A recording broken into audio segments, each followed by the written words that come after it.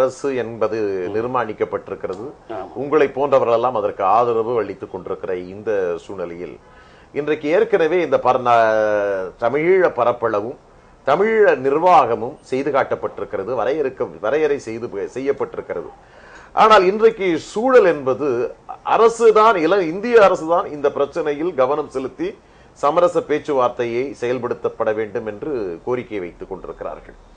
ஆக இந்த நேரத்திலே தனி ஈழமையே தீர்வு என்கிற ஒரு பிரச்சனையை இன்றைக்கு நாடாளுமன்றத்திலே எழுப்பாமல் அவர்களுடைய வாழ்வு எதிர்காலம் என்பது குறித்து மட்டும்தானே இன்றைக்கு எல்லோரும் பேச ஆரம்பித்திருக்கிறார். ஒரு செய்தி தெளிவாக நாம் இருக்க வேண்டும். என்னவென்றால், எந்த ஒரு தேசிய இன மக்களும் தங்கள் விடுதலையை தாங்கள் போராடித்தான் தீர்மானிக்க முடியும். வேறொரு அரசு கடையிலே வாங்கி கொடுத்தால் அதற்கு விடுதலை என்று பெயரில்லை. சுதந்திரம் என்ன சுக்கா மிளகா கிளியா என்று பாவேந்தர் பாடியிருக்கிறார். அது போய் வாங்கி கொண்டு வந்து தருகிற பொருள் அல்ல.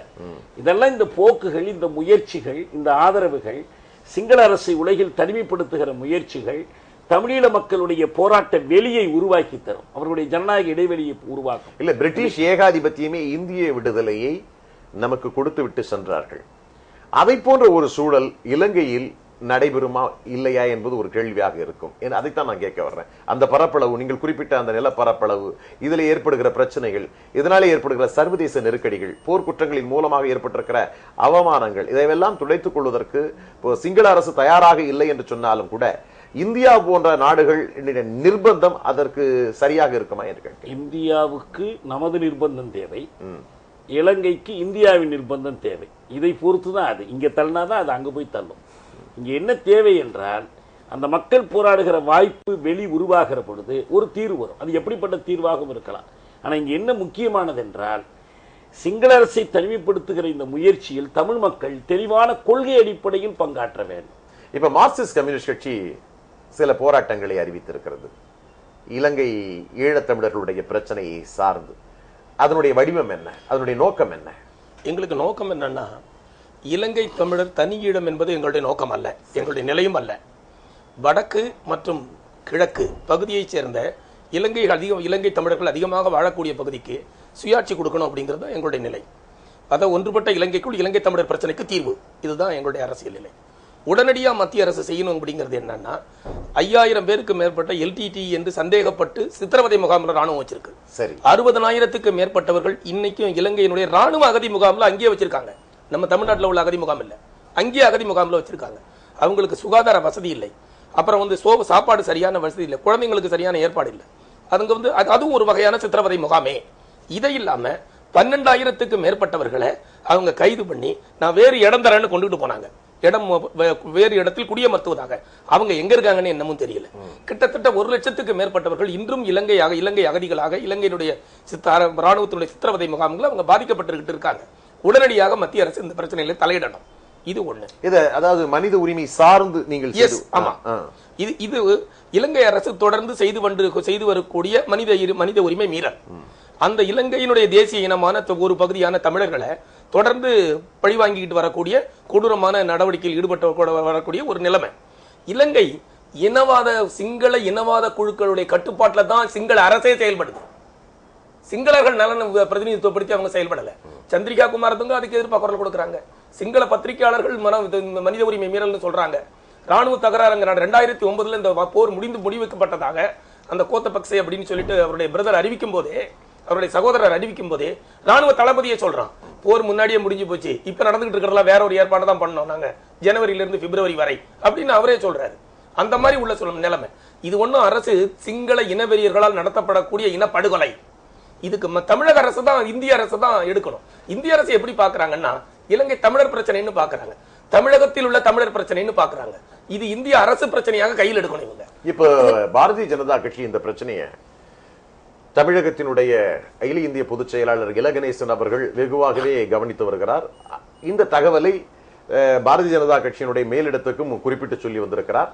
கருத்திலே உங்களுடைய கருத்துக்களிலும் இப்பொழுது விழிப்புணர்ச்சியும் மாறுபாடுகளும் ஏற்பட்டு வருகின்றன. இந்தியாவில் இருக்கக்கூடிய தேசிய கட்சிகள் எல்லாம் இந்த பிரச்சனையை கையிலே எடுக்க ஆரம்பித்திருக்கின்றன.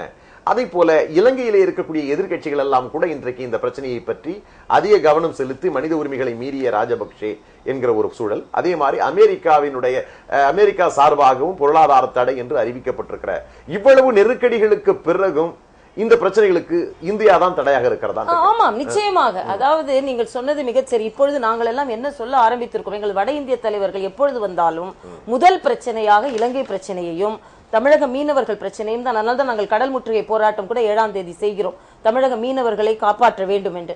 நாங்கள் ஏன் இந்தியா இதுல இன்சென்சிட்டிவா இருக்குன்னா, வெளியுறவு அமைச்சரின் செய்தி தொடர்பாளர்கிட்ட பத்திரிகை சகோதரர்கள் கேட்கிறார்கள், நீங்க இப்போ ஐநாவிலிருந்து தகவல் வந்திருக்கிறது, என்ன தகவலை நீங்கள் திரட்டினீர்களா? ஏனென்றால் அமெரிக்கா கேட்கிறது, ஜெனீவாவில் 11ஆம் தேதி மனித உரிமைகள் மாநாடு நடக்கிறது, அதற்குள்ளாக எங்களுக்கு உங்களது ரிப்போர்ட்டை கொடுங்க ராஜபக்சே கேட்கிறாங்க. இன்னைக்கு வரைக்கும் ரிப்போர்ட் அனுப்பல. இன்று மறுபடியும் அமெரிக்கா கேட்டிருக்கிறது, அனுப்பவில்லை.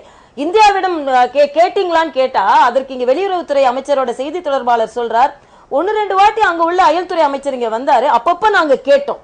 இது என்னமோ டீ பார்ட்டியில் அப்பப்ப இது எவ்வளவு பெரிய ஒரு சீரியஸான பிரச்சனை. அதே மாதிரி நிருபமா ராவ் தனது பதவி மாற்றும் நேரத்துல பத்திரிகை சகோதரர்கள் கேட்கறதுக்கு பதிலே அந்தமா சொல்லல. ஆக எந்த அளவிற்கு ஆட்சியாளர்கள் இதில் இவ்வளவு மோசமாக இருந்தார்கள் என்றால் இவர்கள் எல்லாம் இப்படி நடந்து கொள்வார்கள். நமக்குள்ள கவலை என்ன? இப்ப உதாரணத்திற்கு சொன்னா, அண்ணன் சொன்னாங்க இது தமிழ்நாட்டு பிரச்சனை, இந்திய அரசின் பிரச்சனை, வேறு ஒரு நாட்டின் பிரச்சனை. சோனியா காந்தி அவர்கள் கிழக்கு பாகிஸ்தானுக்கு ஏன் ஒரு அவார்டை வாங்க போனாங்க?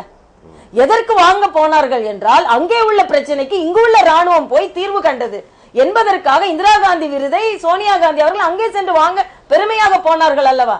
ஆக இன்னொரு நாட்டுல போய் உனது ராணுவத்தை கொண்டு நீ கொடுக்கும் பொழுது உனது ரத்தத்தை சார்ந்தவர்கள் அங்கே அடிபட்டு கொண்டிருக்கும் பொழுது அதை பற்றி கொஞ்சம் கூட கவலைப்படாம பாலிசி மாறுதில்ல. அப்ப நீங்கள் தமிழர்களை ஓரவஞ்சனையாக பார்க்கிறீர்கள் என்று தானே அர்த்தம். ஆக மிக மோசமாக இவர்கள் நடந்து கொண்டிருக்கிறார்கள். எதிர்க்கட்சி என்ற முறையில் எந்த அளவிற்கு அவர்களை கொஞ்சமான குத்தி விட்டு உணர்வு வர செய்ய முடியுமா என்பதுதான் நாம் இப்பொழுது செய்ய வேண்டியது. வேற எதுவும் இப்பொழுது நம்ம செய்ய முடியாது. நான் சொன்னது காங்கிரஸ் கட்சி, மத்திய சர்க்கார் இது தமிழர்களுடைய பிரச்சனை, தமிழ்நாட்டு பிரச்சனைன்னு பாக்குறாங்க. அவங்க இது ஒரு தேசிய பிரச்சனையாக அவங்க அணுகல. இந்தியாவினுடைய தேசிய இனத்தினுடைய ஒரு பகுதியினுடைய பாதிப்பு இலங்கையில் ஏற்பட்டிருக்குன்னு பார்க்கல. பார்க்க வைக்கணும்னா நாடு தழுவிய மிகப்பெரிய இயக்கத்துக்கு நம்ம திட்டமிடுறத தவிர வேற வழி இல்ல. பாராளுமன்றத்திலும் பிரதான எதிர்க்கட்சி பிஜேபி அந்த பிரச்சனையை கிளப்புறாங்க. இந்திய கம்யூனிஸ்ட், சிபிஎம் எல்லாருமே அந்த பிரச்சனையை உருவாக்க போறாங்க.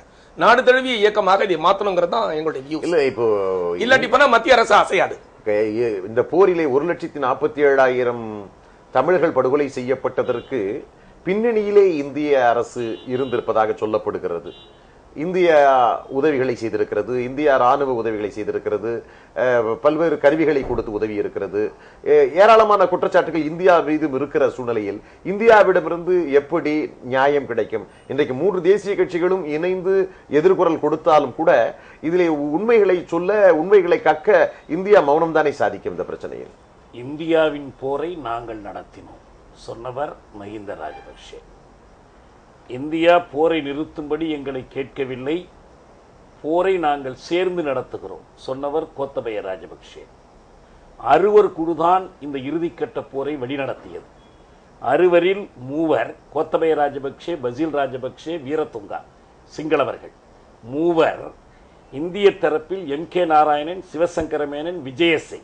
இந்த 6 குழு அன்றாடம் தொடர்பு கொண்டு on a day to day basis தொடர்பு கொண்டு போரை வழிநடத்தியது. இது வெளிப்படையான வாக்குமூலம் அறிக்கை. கைப்புண்ணுக்கு கண்ணாடி தேவையில்லை. இந்தியாவினுடைய பங்கு என்பது நேரடியாக இந்த போர்க்குற்றத்திலும் இனக்கொலை குற்றத்திலும் உடந்தையாக இருந்த பங்கு.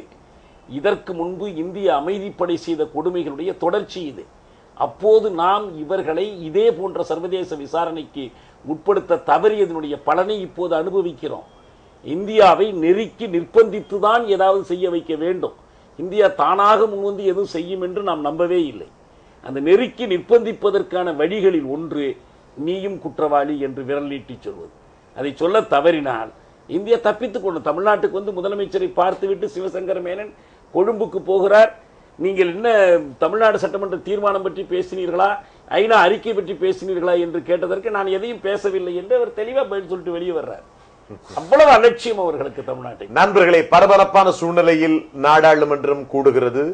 இந்த நிலையில் மனித உரிமை மீறல்கள் குறித்து, இலங்கை அரசினுடைய இனப்படுகொலை குறித்து இந்திய அரசு 3 பிரதான தேசிய கட்சிகள் வலியுறுத்த இருக்கின்ற இந்த சூழ்நிலையில் இந்தியா அதை எப்படி பிரதிபலிக்க போகிறது? சிறிய இடைவேளைக்கு பிறகு நீதியின் குரல் பரபரப்பாக வழங்கும்.